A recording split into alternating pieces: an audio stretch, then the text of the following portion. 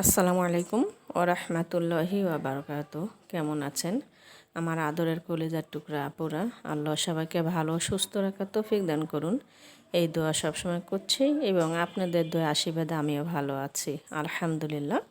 আল্লাহর কাছে শুকরিয়া জানাচ্ছি।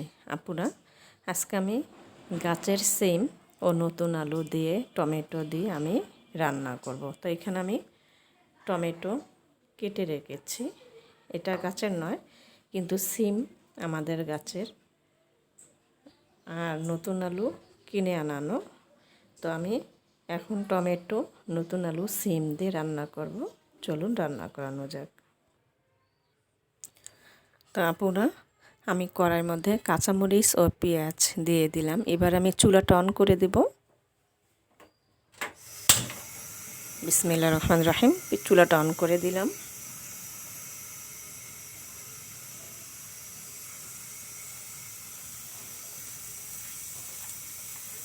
দিয়ে দেব সরিষা তেল,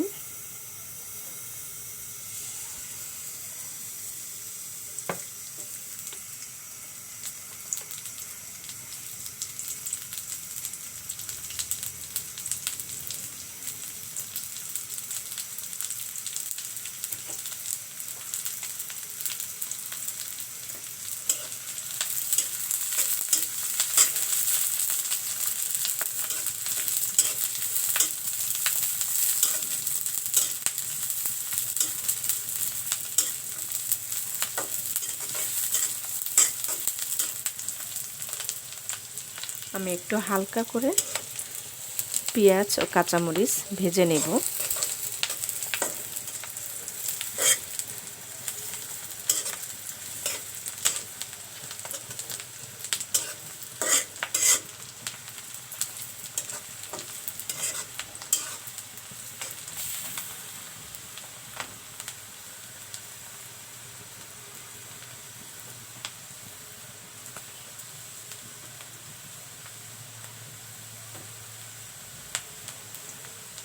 এবারে আমি শুকনো মরিচ গুঁড়ো, হলুদ গুঁড়ো, জিরা ও লবণ দিয়ে দেব।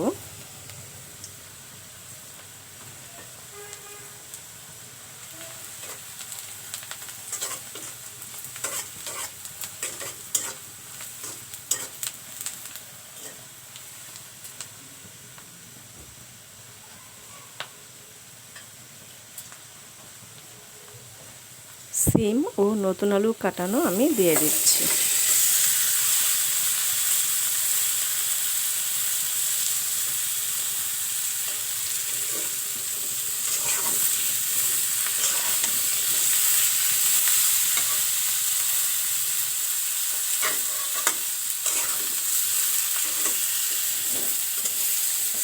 আমি ভালো করে একটু নাড়াচাড়া করে দিচ্ছি।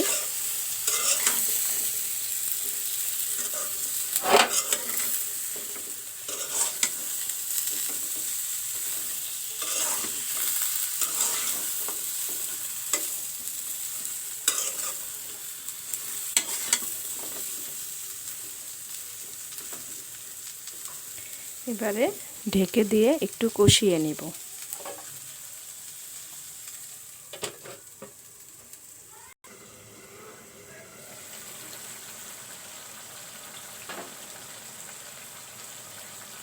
আপুরা, সিম আলু কষিয়ে নিলাম। এবারে আমি টমেটো কাটা দিয়ে দিব ও ধনিয়া পাতা দিয়ে দিব।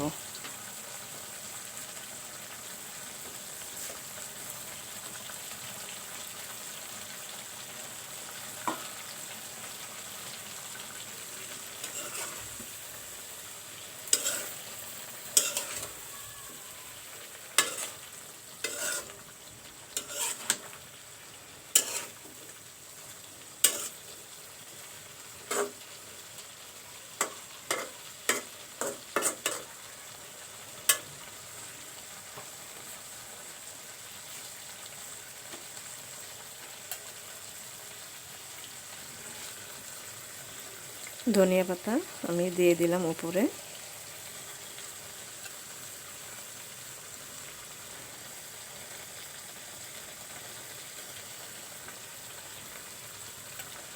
এবার আমি ঢেকে দিব।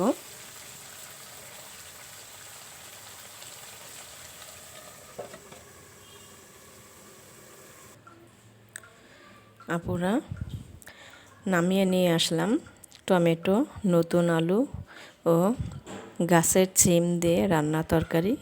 তো আপনাদের কাছে ভিডিওটি কেমন লেগেছে রান্নার অবশ্যই কমেন্ট করে জানাবেন, লাইক দিন, বেশি বেশি করে শেয়ার করুন। দোয়া চাই ছোট্ট রান্নাঘর চ্যানেলটিকে সাবস্ক্রাইব করতে একদমই ভুলবেন না।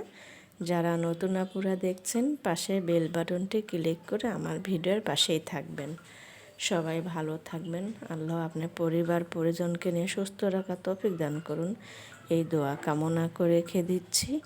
আসসালামু আলাইকুম ওয়া রাহমাতুল্লাহি ওয়া বারাকাতুহু।